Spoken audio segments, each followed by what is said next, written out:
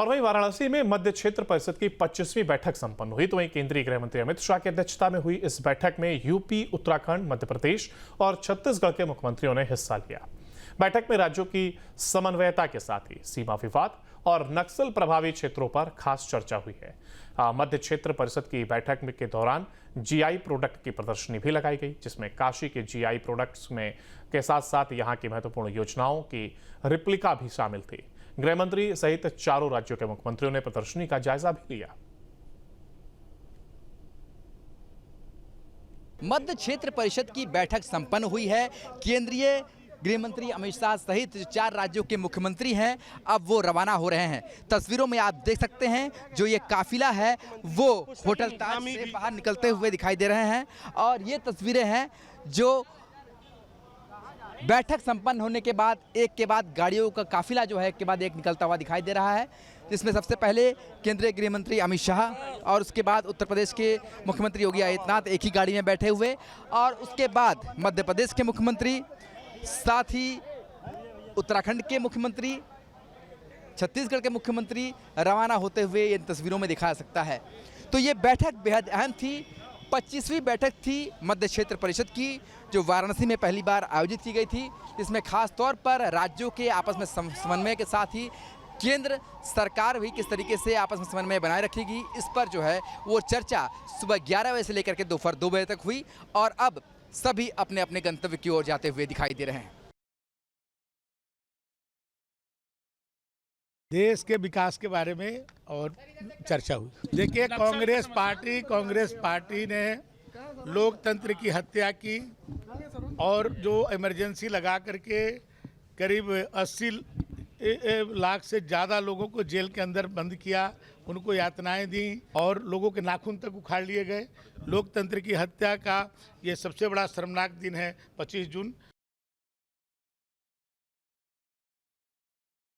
मध्य क्षेत्र परिषद के दौरान जीआई टैग जिन प्रोडक्ट को मिला है उसकी प्रदर्शनी लगाई गई। हमारे साथ पद्मश्री रजनीकांत जी हैं। रजनीकांत, जीआई टैग के मामले में आपने सबसे बहुत बड़ी शुरुआत की। आज जो ये प्रदर्शनी आप लोगों ने लगाई, कौन कौन सी प्रदर्शनी थी और कौन कौन से बड़े नेता यहाँ पर आए और अवलोकन किया? देखिए, वाराणसी दुनिया का सबसे प्राचीन रहने वाला शहर है और अपनी विविधता के लिए जाना जाता है। 32 जीआई उत्पादों के साथ काशी क्षेत्र दुनिया का हब बना हुआ है। पूरे उत्तर प्रदेश में 77 जीआई हैं, जिसमें 32 अकेले काशी क्षेत्र में हैं, जिसके 10 उत्पादों को आज यहाँ पे दर्शाया गया था, जिसमें कि गुलाबी मीनाकारी, वुड कार्विंग, लकड़ी के खिलौने, सॉफ्ट स्टोन जाली work, hand block print, Banarasi sari, Banaras की जरदोजी, ग्लास बीड्स को, और मेटल के 2 उत्पाद हैं जो कि मेटल रिपोजी क्राफ्ट और मेटल रिपोजी के साथ में मेटल की कास्टिंग का जो काम होता है वो यहाँ पे है। और यहाँ पे ये बना हुआ है, ये इतना सुंदर ये आकृति इसकी तैयार हुई है, जिसमें मोर के ऊपर में बनाया गया है। तो 4 राज्य के माननीय मुख्यमंत्री लोगों का अवलोकन, माननीय गृह मंत्री जी का देख करके जाना अपने आप में हौसला बढ़ाने वाला है। और हमें लग रहा है कि शायद ये पहली बार हुआ है कि किसी ऐसी बैठकों में जीआई की प्रदर्शनी को 4 राज्य के मुख्यमंत्री लोगों ने, और मुख्यमंत्री जी तो हमेशा तारीफ करते हैं और माननीय गृह मंत्री जी ने भी, दूसरे जो उत्पाद भी यहाँ पे उन लोगों को भेंट किए गए, वो डीओपी के उत्पाद, जीआई के उत्पाद उन लोगों को भेंट भी किए गए हैं। तो ये अपने आप में एक विरासत है। और हमें लग रहा है कि 20 लाख लोग जो काशी क्षेत्र में इन 32 जीआई के साथ जुड़े हैं, जिसका 25,500 करोड़ का कारोबार है, एक नई ऊंचाई को देगा। और ये बैठक अपने आप में महत्वपूर्ण है और जीआई की दिशा में जो शिल्पी, बुनकर, किसान जुड़े हुए हैं, एक आने वाले समय में इनको एक सकारात्मक संदेश दिया। काफ़ी गर्व महसूस हुआ कि गृह मंत्री जी, आदरणीय गृह मंत्री जी और 4 राज्य के मुख्यमंत्री जी ने एक साथ गुलाबी मीनाकारी को देखा, और हम लोगों के लिए काफ़ी गर्व की बात है। और इतने गुलाबी मीनाकारी की लोकप्रियता इतनी बढ़ेगी कभी अंदाज नहीं था, जो जीआई भी है और ओडीओपी क्राफ्ट भी है।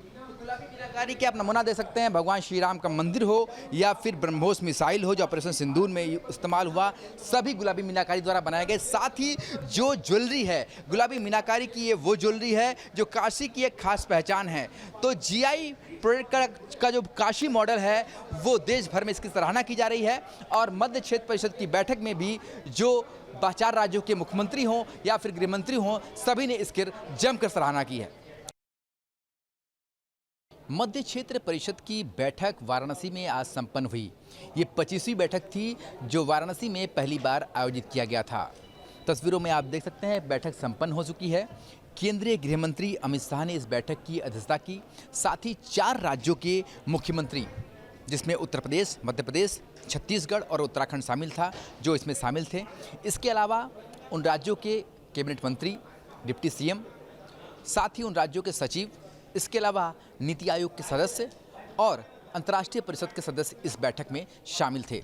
लगभग 100 विशिष्टजन इस बैठक में शामिल थे और इस बैठक के माध्यम से किस तरीके से राज्यों में समन्वय स्थापित किया जाए, राज्यों के सीमा विवाद हो या फिर जो नक्सल प्रभावित क्षेत्र हो उस पर किस तरीके से काम किया जाए, या फिर उत्तर प्रदेश से अलग जो उत्तराखंड राज्य बना, मध्य प्रदेश से अलग जो छत्तीसगढ़ राज्य बना, वहाँ पर अभी भी कई ऐसे प्रॉपर्टी विवाद हैं जो लगातार उलझे हुए हैं, उसे किस तरीके से सुलझाया जाए और अल्पसंख्यक मुद्दों पर किस तरीके से आगे बढ़ा जाए। इन सारे मुद्दों पर आज इस मध्य क्षेत्र बैठक में बातचीत हुई।